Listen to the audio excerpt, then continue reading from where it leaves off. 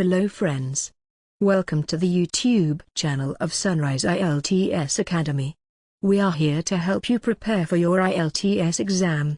And without further ado, let's look at your today's IELTS speaking test topic.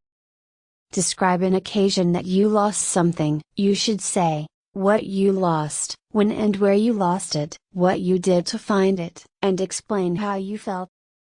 There are times when we are completely at a loss for words when we can't find something that is very precious in terms of its material and emotional value.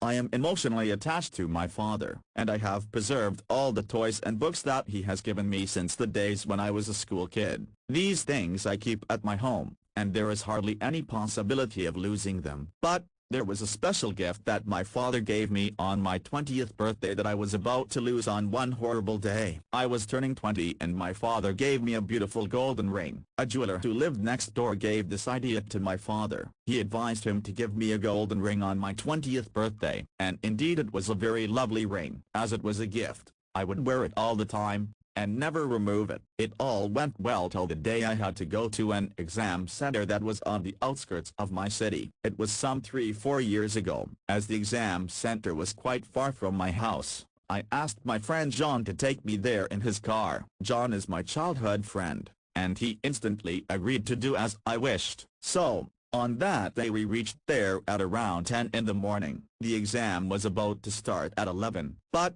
there was this curious rule that I didn't know till we reached at the gates of the center. There the security personnel were asking candidates to remove all the metal objects that they were wearing. That included rings, necklaces, bracelets, and earrings. At first, I tried to register my protest with the staff present at the center, but it was useless. They were adamant, and I had to remove my ring. Instead of putting that in a locker at the center, I gave it to John. John took the ring and went to the parking area where he had parked his car. The exam lasted for an hour, and by the time I came to John, I had completely forgotten about my ring. We drove home, and after dropping me off, John went home. In the evening, when I was washing my hands, I saw that there was no ring on my finger. I was quite horrified, and for a while, I was clueless. Then it dawned upon me that I had given that ring to John at the center. I instantly called him, and he told me that he had put that ring into his bag which he left in his car. When I asked him to go and get my ring,